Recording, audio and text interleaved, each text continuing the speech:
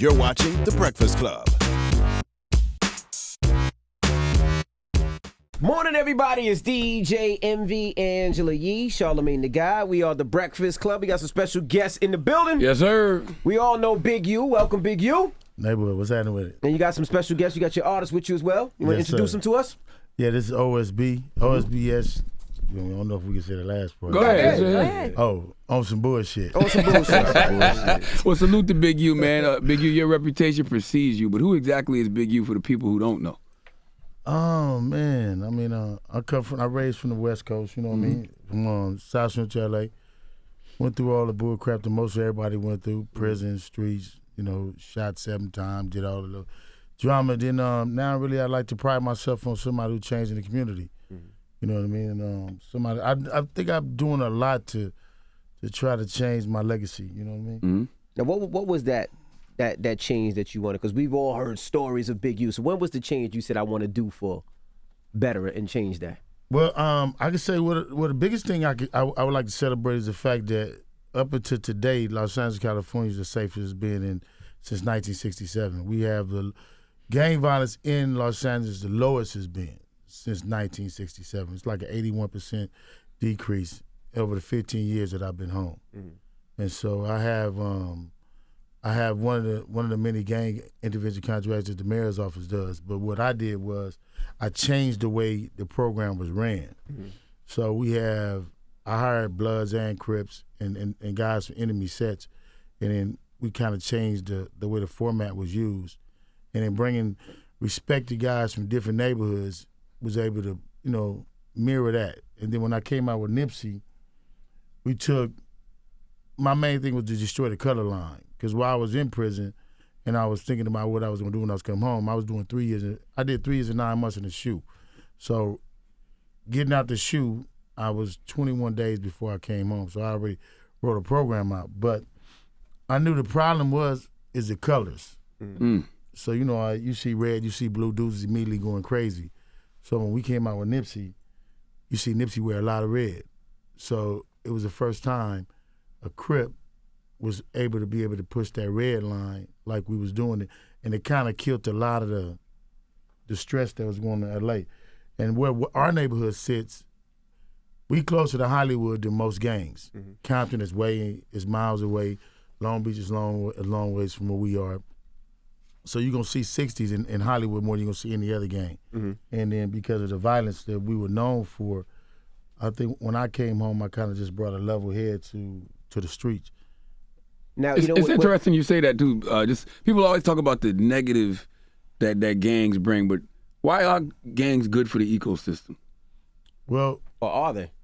Well, you know what? I say this. I was just I did Cliff O'Dollar's show, and we was talking about gangs. My problem is, I feel like this, that no matter where you go, men going to unite with each other. You're going to grow up, you're going to have friends, you're going to call yourself something that's going to morph into other people enjoying what you do. That's why we see Crips and Blood growing across the nation and now across the world. But our problem is this. We haven't took the natural growth in becoming something else. Mm. We are still built on the ignorance and how ignorant we can be. Mm. So we haven't seen the guys who should be, you at 40, 50, you should be thinking a certain way, moving in a certain direction. So that's what we're missing. Mm-hmm. We're missing that growth into becoming men and responsible men and leaders and leading in a different direction. And I had a lot of the homies, I was talking about something, and I was talking about why are you following OGs if they not being an example to you, teaching you how to be with your woman, teaching you how to raise your kids. And I'm still from my neighborhood. I represent Crenshaw no matter where I go, but I represent what's good and positive about Crenshaw. I think the problem is the gang bangers don't get a chance to grow up. They die early or go to jail, for the rest of their life young. No, it's ones that get older. You get older, but I mean they don't grow older. Mentally, if you staying ignorant, if I can only have a conversation with my big homeboy, and the only thing you can talk to me about is how I'm gonna move this pack. Yeah. and we only smoking and we rolling and I mean, then we don't have nothing else. You Absolutely. know what I mean? So then we on the same level. And you see a lot of youngsters who lose respect for so-called G's after they reach a certain age. And I mean you get to the point to where you seeing, damn, he ain't no different than I am. Right? We on the same corner, smoking the same dope. Now it's like, lack of a better term, nigga, I ain't gotta listen to you. So we don't grow. We're not growing. We're not doing even what we see the so-called mafia did when they started sending their kids to college to become mayors, governors, and all this shit to try to. They was looking 20, 30 years down the line. We missing that. Right. You know, you got Crips and Bloods is missing that. You think artists have played an instrumental role in people being able to come together? I think we see, like you said, Nipsey, and then we get to see certain artists working with each other, no matter what, if you're a Blood or a Crip. Right, definitely. I mean, with the union between Nipsey and YG was a prime example. It wasn't. I don't think before that it's ever really been, other than Mac 10 and what was that? Dub C and Mac 10, that they pushed it, and that was not really where you had two young guys who was at their prime and was in that Crippin' and Blood and the way they doing it, you to see they moving it. You know what I mean? So it was and then what people don't, the difference between Nipsey is we didn't come out claiming L.A. or claiming Compton, Watts, and Long Beach. It was the 60s, period. It was only the hood. It wasn't saying nothing else. And I got so much flack about trying to push Nipsey at the time. Why? I don't know. Dude was like, I mean, I heard everything. He too much like Snoop. The Crip, he's a Crip. Nobody gonna want to hear that. I mean, it was all kind of stuff. I heard everything. I loved this Nipsey. First time I heard Bullets Ain't Got No Name. You had a hard time at first with Nipsey, though. Man, we had a hard time. Weren't with Nipsey. Yeah. Got bounced around a couple labels, and then it just finally caught. The music it was took dope, him a long time because people were concerned about his affiliations. It was. I mean, it was crazy. And then now I look at how my boy got the #1 project. Yeah. Definitely got the album of the year. I told you so. Definitely got the album of the year on some rap shit. People don't know Nipsey was on Def Jam for a little bit. He was on Def Jam, got off Def Jam. You know what I meant to ask? LA was the first town that I ever heard created that check-in law. Where did that ever come from? Well, I don't know if it was checking in because it was more like I had a. I mean, I don't like to digress, but I'm gonna have to digress. You're just reminiscing a little bit. Reminiscing a little bit. For cultural purposes. Right, there you go. It kind of go back to, I had a crew we used to kidnap. That's what we did. You know what I mean? That was how I made a living. You know, I did the little dope thing and traveling around the country. My whole thing was taking it. And we had a crew called the Body Snatchers. You know, and we still live to that today, but we that was our thing. So if you came to the city, in any city, and you're not moving right, then you need to checking in. When I come and I move in different cities, I check with people. You know what I mean? That's just respect. Absolutely. And I mean, it just got to the point to now where almost any city I go in, is dudes that kind of live like me, look like me, think like me. So I check in with them. So explain extortion to us. Would the rappers really be getting extorted by the gang members? I don't know. Be honest with you, because now it's like, for instance, you got homies that's really like, that really come up banging 60s from every set, that don't have to do nothing for nobody unless they choose to. And like I got little homies, Lil Baby, Gunna, and all of them coming up. They don't have to check in with nobody. And going from Lil Baby, Gunna, Nipsey, them and other dudes that's coming up right now, if they hit a city, if they got a problem, we're going to all have a problem. And they not doing no checking in, not with us. But other dudes do got to. And I'm just going to keep it 100. Because if you coming out here, you eating, and you in the club, and nobody know you, and you bringing your crew, then what happens? You fool. You fool, but if you coming, just imagine this, though. If another crew pull up in you guys' area, and they ain't checked in with none of y'all, you gonna feel some kind of way. Yeah, 100%. You gonna feel like, okay, who you here with? Oh, we here. We here. We just here. I mean, if you walk in this radio station, you gonna know who you here with. Right. If you walk in the club, I'm gonna want to know who you here with. And then if you don't want to say who you here with, or you feel like you by yourself, there go the problem. So what about people who participate in gang culture but didn't grow up in it?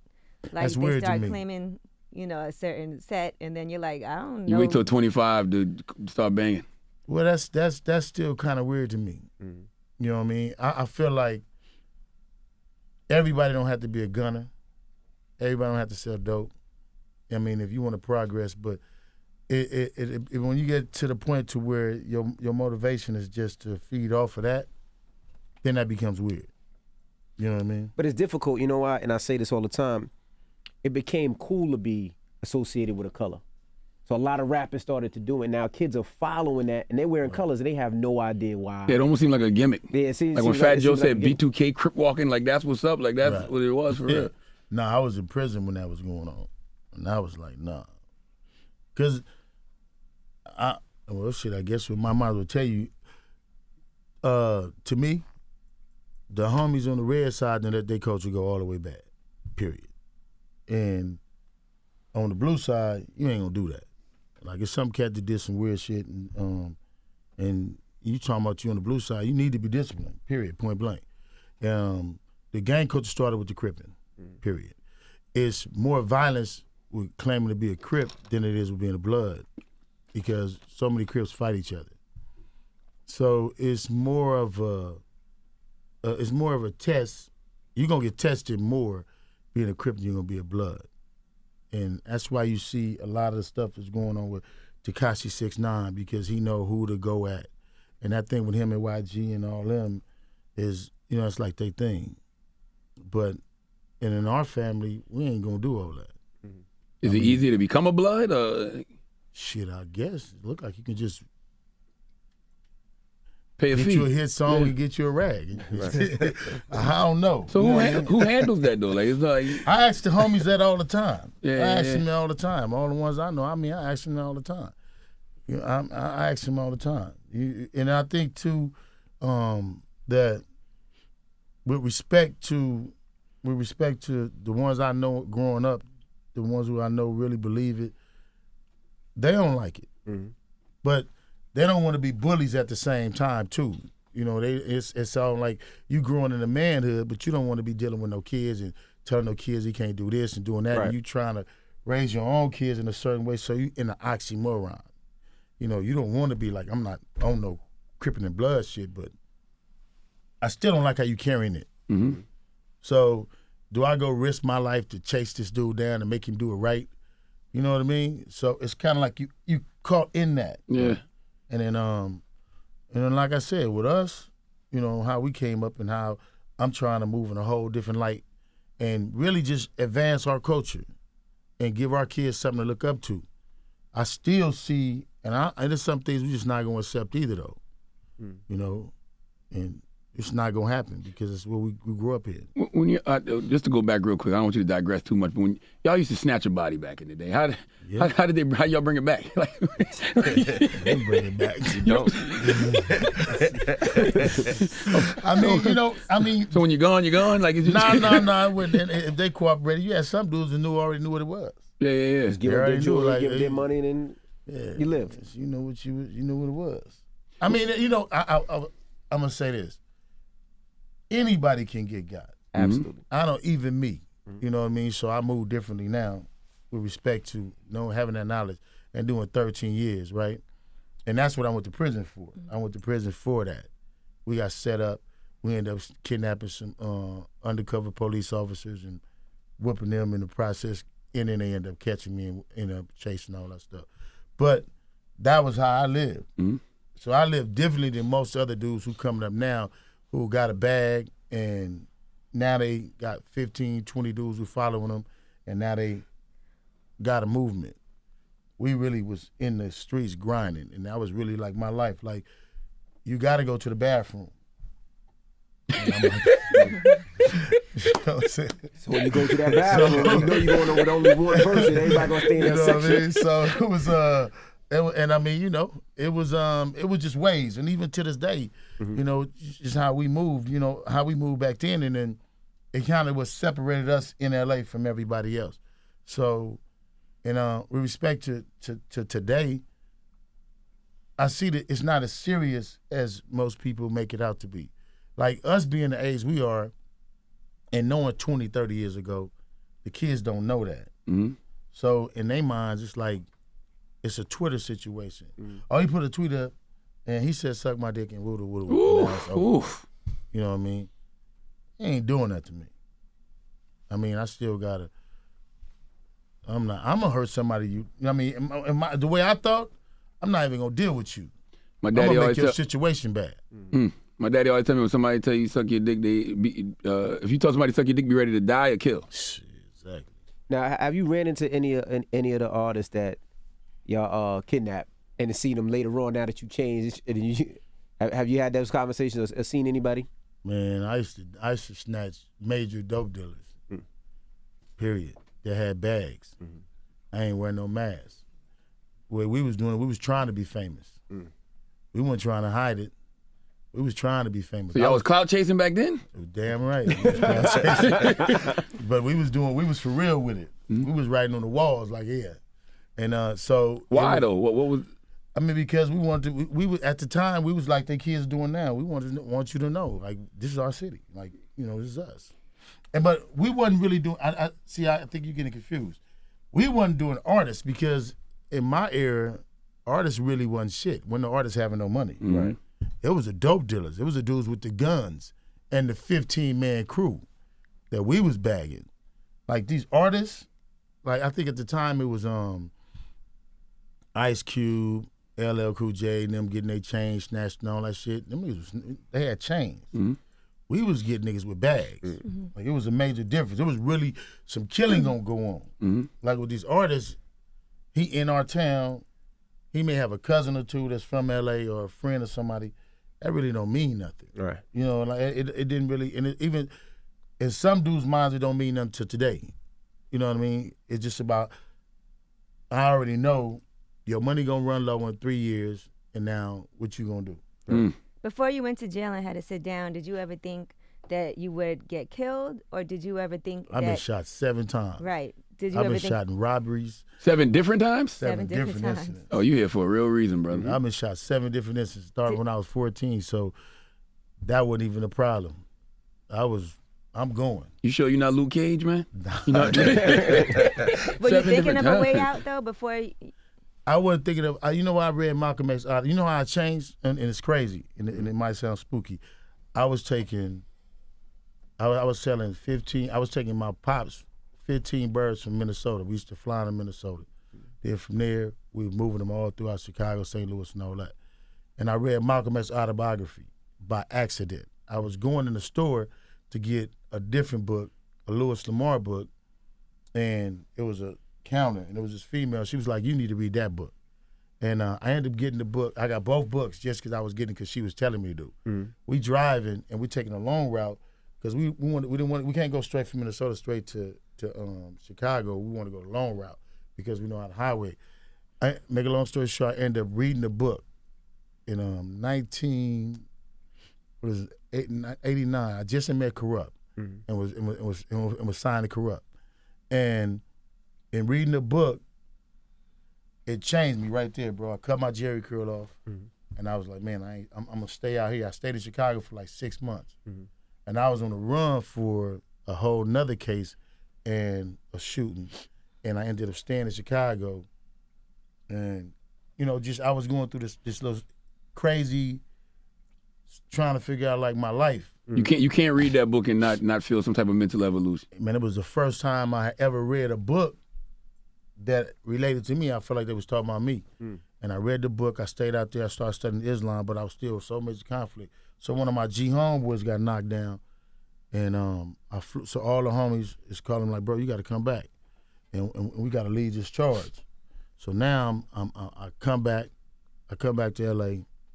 My homeboy Mumpy got killed, and it was like it felt wrong, but it was like like we finna hit him every day. You know what I mean? And so that was the one thing that really changed me. And after that, it kind of like changed my whole life. And so I said, and I was still dumb. I'm young. I'm only 21. I mean, I was like 21, 22.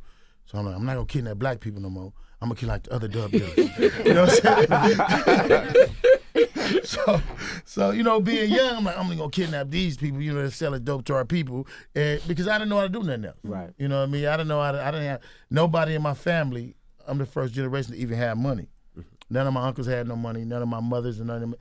I was the first generation to even have over $30,000 at one time, and so it was nobody to guide us like it is today. Right. To be guided, told how to use your money. See, I often feel like these kids don't understand the consequences of their actions. When you got sentenced to 13 years at 23, did you understand what 13 years was? Hell no, I got sentenced to 56 years. You served 56 years. Oh, you served 13 to 56. I did 13. And you spent 3 years in solitary confinement? No, I did 3 years and 9 months straight in the hole. Sheesh. Did you understand the magnitude of that when they told you 56 years? Man, I was trying to figure out. I was saying to myself, they're gonna be flying cars. Like I think that was that's what made me go. That's what made me figure out when I got sentenced in the system, and I got the 56 years. I was saying to myself then that I'm not gonna come out the ignorant person I went in. Mm-hmm. And when they talked to me in that courtroom, they talked about me in front of me in a language that I could not understand. I swore it in to myself that it would never happen again. So I made sure that I got a Black's Law Dictionary, and I needed to learn the law. And I needed to be able to at least understand what these people were saying to me in front of me. Right. You know what I mean? Mm-hmm. And I'm like most dudes who come to the streets. My mother educated me. My mother was 13 brothers and sisters, and she was the only one that was allowed to go to school to help the rest of the family. And so she made sure we did stuff at home. So I was robbing, stealing, and doing what I was on to at an early age, but I had to do homework. Mm-hmm. You know what I'm saying? I had to do her homework. So my education was really just right there. Then after junior high, it was pretty much like, we went to school when we wanted to go to school. And so it was like, my uncles all sold dope, and what they didn't sell, they used, and I'm the second generation of that. So when I moved in LA, it was natural. Going to jail, it was, don't tell. And so I came up in that. So how you not gotta go crazy 3 years and 9 months in the hole? I don't know how I didn't go crazy. We're not sure if you did. Yeah. Hey, look, I have never in my life been scared than when I first got to the shoe. Because that's the one time when you by yourself and you can remember everything you ever did in your life. Mm.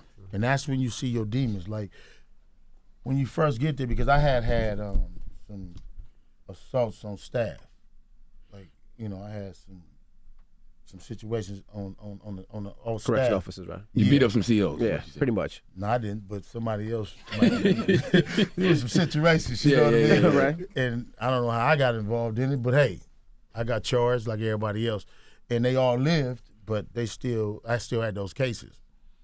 Moving around long, when I went to the hole for the assault I went to the hole for, it was different. So they put me in a different hole, and it was 30 days. I had like 30, maybe 40 days with nothing to read, and no sound, and this shit drives you crazy. You don't even know what day it is, right? Lose all that.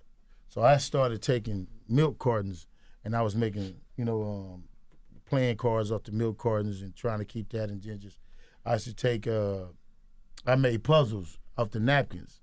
I just draw little designs on the napkins, wet them, and then I cut them up, and then put puzzles together just to keep my mind from going crazy with napkins, just drawing shit on them, and so, but it was brothers going crazy, like right next to me, like really losing it, and I could feel that this was the only time in my life I was really scared. In my life, I mean, like you said, you asked me, I don't think I was scared of dying at that time or being shot or none of that, because everybody else, it was something that was happening. But I was scared in the hole. I was really like, damn. And I didn't want to go crazy. What did you see in the hole that terrified you? Like, what was one situation in your life that you might have suppressed that you saw? I did to everybody. You can remember everything you did. Mm-hmm. Like, and that was my motivation, like, damn. If it is a heaven or hell, I don't want to go. So how can I? Well, that's my motivation to this day. Yeah.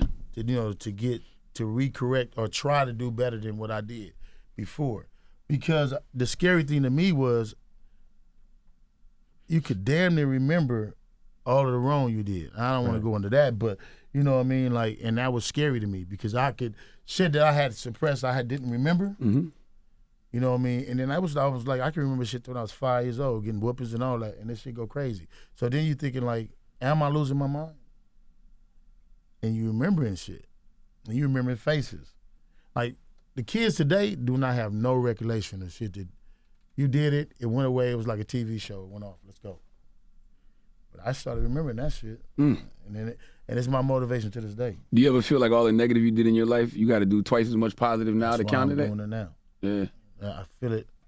That's why I'm doing it now. That's why I feel like I want to be known for LA's being where it is right now, and trying to get better, and the gang violence being down, and young black men not killing themselves like they were at one time. You know what I mean? Like you walking in the mall, dude whipping the gun out, gonna gun you down right there in the mall. You know what I mean? Like, and it ain't about cameras, because you gonna get down, you gonna get down. Period. You know what I mean? If you mad, you gonna get down. But we was able to change that culture, and the generation that's up now. And I like to go and say that I had a major part in that, in saving lives in the last 15 years I've been home. What made you even look at Nipsey Hussle when he first started rapping? What attracted you to Nips? Shoot, I was looking for artists. Same way I was doing with OSB. Suge was losing it. When I came home, I was dealing with Suge. Corrupt just went back to the dog pound. Did you and Suge ever have any problems, especially him being on the red side and you being on the other? Did y'all ever? Not at all. When I came home, Suge looked out for me. You know, because we had a relationship between him and Corrupt. Because Corrupt had asked me, can he go back to the dog pound, to Death Row, when I was getting ready to come home. And I'm like, shit, I don't know, man. I'm on my way home anyway. And he was like, well, I'm going to go back, bro. And I'm like, all right, go ahead. And so when I was ready to come home, Suge was I'd already been dealing with him and kind of like talking to him on the phone. Then I went to the hole. And because I really did 2.5 more years than I was supposed to do, based off the fact that I caught that case in jail. And I had knocked out a dude's eye, so his eye came out. And they was What do you mean eye? How the hell you knocked somebody's eye out? His whole eye came out? His whole eye came out. God damn it. I heard you used to study martial arts. Is that true? Nah, I still study martial arts. That ain't fair. You big as hell. You built like a nose guard, and you know karate? Yeah. And that used to be the thing, and it was unfair, because I used to squabble dudes, and it was, damn, you finna throw this? Here this come. So it was kind of unfair, you know what I mean, like coming up. And that was part of my reputation too, you know what I mean, being able to, I was good at all that, always, and I had ass. So after his eye punched him in falls the out. eye and it So just after his fell eye out. falls out. Man. No, it was, we was in a day room, and I was trying to move away from him, and he was a little, there was some situations going on, and they was finna do something to him, and he knew it, so he was trying to peel at me, and I'm like, nah, bro, you got to go get that. And as soon as you go to the yard, they gonna give it to you. So I guess it happened, and I caught the case, and his eye came out, and I'm just praying like, oh, Lord, I ain't fucked. We still don't know how the eye just popped out. I'm checking mine now to make sure mine just... I heard about that when I was in jail. And Did they put it back in? yeah, well, I think he had to replace it, and it was if you break this bone, I don't know what it's called, but your eye will come out. Really? Yeah, it was a break and a crack right here. That scares me that you know that. Well, it happened. It was my first time seeing it too. But I ended up getting a 5-year sentence for that, and then I had 38 months in the hole, and that's when I did the 3 years and 9 months. But when I got to the hole, they was like, "We got you." So now they're like, "Remember when you?" And then it was like, so now when the officer they read your history, it was like you caught a sticking on where something happened with officers in 90. You know, I'm like, all right, man, whatever, man. So then they was like, and it ain't shit you can do. So you was telling us about Suge Knight. You and Suge Knight were cool. Yeah. And so how did you meet Nips? Like you said you were just looking for artists. Yeah. And then I came to the hood looking for artists, and then like this is my real nephew. You know, this is my blood family right here. And it's another one that's named under me, named Draws. He's like, go get Nipsey. And I'm like, who is Nipsey? And then I went and found Nipsey. He was spitting. He had the Slauson Boys. And then I'm like, all right, fuck it. So I went to Breon. Breon? Yeah, Breon liked to swear he didn't turn me down, but I mean, Breon didn't turn me down. But I ended up going to Steve. So I'm like, Steve, bro. Steve Stout? Steve Lobel. Steve Lobel. Mm-hmm. So then me and Steve started rocking with Nipsey. Mm-hmm. We ended up signing Nipsey. We moving him around, and everybody like, nah. Too much like Snoop. Too much this. Too much. No, you got to get off the Crip and stuff. All right. And Steve like, man, well, what should we do? And I'm like, man, we ain't finna change it. I'm only pushing the hood. If I got one shot, I'm finna use it on him, and we're gonna do it like that. And then we went to John Shapiro. John Shapiro, shout out to Shapiro. Johnny Snipes, and then signed a deal with Johnny Snipes, and it was history after that. Dope. With OSB, the name On Some Bullshit, isn't that what you're trying to get away from, though? You're not trying to be on some bullshit no more, is it? Well, you got to hear their music. It sounds some musical bullshit. We on a whole different type of bullshit. They don't represent, bro. It really represent me, bro. You got to hear their first song. You ain't never heard their first song. Their first song is the first song was On Some Bullshit, bro. So you know. Well, what was the first song? A little bit of everybody lane, but our own sound though. What is the vibe though? What's the? Well, I'll tell you, the first song is called "Fucking Everybody's Baby Mama." Ain't nothing wrong with that. I mean that's some bullshit, but that's some cool bullshit. That's the kind of thing though that you never know what could happen from that. Yeah, we know now. Yeah, we know now what happened with know that what could shit. happen. I'm like, oh man, that was the worst shit we ever did. What happened? Yeah, I mean, Man, I'll show you. angry my baby DMs fathers right now, like, hey man, you niggas talking about my, I don't even know your baby mama, bro. Like, See, I'm not for all the baby mamas. I seen her liking your pictures. Like, man, that's something you gotta have a conversation with her What about. Man. you guys have baby mamas? Yeah, we got baby mamas. Oh, so now if somebody did that to That's you. part of the game. I don't really care. You know what I'm saying? That's, that's her problem. But now what's next for these guys, Big U? We got Gucci Man on the project. The single with Gucci coming out. Man coming out. We got another single dropping with Lil Baby. Mm-hmm. We got one with Gunna. Lil Xan. Yeah, we've been working. You mentioned y'all mentioned Baby and Gunna a lot in the interview. What's the connection? Is it just some 60s stuff? Hey, I'm gonna let them tell you, but yeah, they neighborhood. Yeah, them are bros from Atlanta. The same umbrella. Definitely. But like this, if they got a problem, we go have. We all got a problem. How does it spread like that though? How does it go from LA to Atlanta? How's it? Really, to be honest with you, it's a lot of it was a dope trade. Mm-hmm. You know what I mean? Moving around. I remember when we first left, and I left when it got so bad in LA with the feds coming, everybody was trying to find somewhere to go, and I chose Minnesota. Stoneham chose Seattle. Some of the homies chose Atlanta, and we just was going places to go take that bag and get that bag from there. And then when you get there, dudes just like the culture, and then like all things, TV and movies and film move the culture. And then when they see somebody from that and they start learning it, and it just starts to grow. You know what I mean? Mm-hmm. And that's really how it moved. So you got to do some different sets because they may have a cousin or a family or somebody who come out there and they start learning about it. I got kicked out of the state of California. From 82 to 85, right? Yeah. And then how you get kicked out of a whole state? Man, shit. Body snatching. Did you get kicked out or you was on the run? Nah, I got kicked out. I went to court and it was like you can't come here. Can't come back till you turn 18. Damn. And so who'd you have to check in with once you back in 85? I was checking to nobody. I came back out. Did you really leave? Because how could they kicked even me know? out. I was in Central Juvenile Hall. I was on the run for a bunch of stuff, and they called. It was 10 of us, and then we had a robbery. Well, I had did the last robbery, and when I got beat up by the police, and then went to Central Juvenile Hall. They wouldn't release me. So because they couldn't get us because none of the witnesses would come tell on us, now they like, I had some other cases. They're like, we're not going to release him.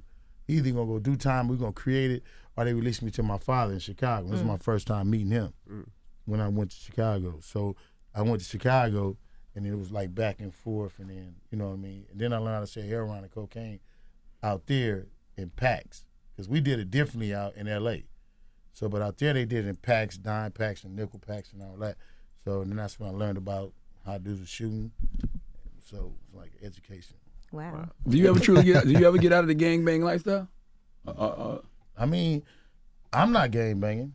But then you're in the gang though. No, I'm not in the gang. Oh, okay. Don't put that on him. My man's out here making corporate moves over here. You think that gangs will ever dissolve, or you think they'll evolve? I don't think they should dissolve. I think they should. It should be a growth to responsible. So we should become responsible men who are leaders and who are dealing with politics. If you are representing your neighborhood, then you need to understand the politics of your neighborhood. Everything that we see grew from something. The church grew from something. Mm-hmm. You know what I mean? Mm-hmm. And it grows into something better. We don't have to say we have to dismantle, or we need to grow into something else. To just evolve. What you did as a kid and what I did as a kid, that's the reason why I still call myself Big U. Because it's not about my name, it's about the choices that I made. Mm-hmm.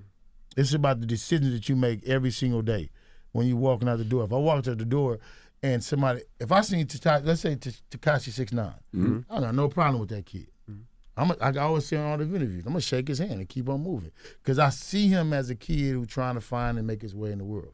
His beef is with who he beefing with. He clearly identifies who he beefing with. To me, he's not beefing with LA. You know what I mean? Mm-hmm. But I'm a grown man. I know I made mistakes as a kid. Mm-hmm. Right. I'm not gonna hold every kid to that mistake. But I'm not gonna let no grown man get away with what I'm gonna let a youngster get away with. Mm. Even today in 2018, I'm a hold, and I said in the interviews, if the people who directed him are ignorant, then I'm gonna deal with that ignorance. But I still want to be able to go to church on Sunday and still be Big U. I still want to go to the mosque and be Big U. I still want to be able to deal with things in life. You know what I mean? Gotcha. And I still, like you say, every day in my life, I know certain areas I should not go in, mm-hmm. in LA. You know what I mean? Without expecting certain things. You know, even though we're trying to change the culture. If I'm with my daughter and I know I can't, I'm gonna be conscious if I go in certain places. You know what I mean? Mm-hmm. And most of the cats in LA know me for the work that I do now. So I feel like I'm safe in certain areas, but I won't push the line either, though. You know. Gotcha. My final question: would you change anything that made you Big U? Man, I wouldn't want to. I would want to go back and change all of the pain that I may have caused other people. You know what I mean? That's the only thing I would want to change. Just because, like I said, when you start to remember, and then you start to saying when you get older, that if it's a heaven, I want to go. Right. Mm. You know what I mean?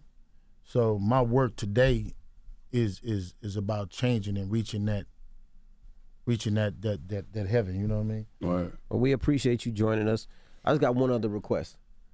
You think you could pop Charlamagne's eye out one time? Man, shut up. The man just talked to you about heaven and hell, and you want him to do something that's gonna cause him to go to hell? Damn, I never you gonna seen go to hell too for making the request. Yeah. All right. All right. It's Big U, OSBS. It's the Breakfast Club. Good morning.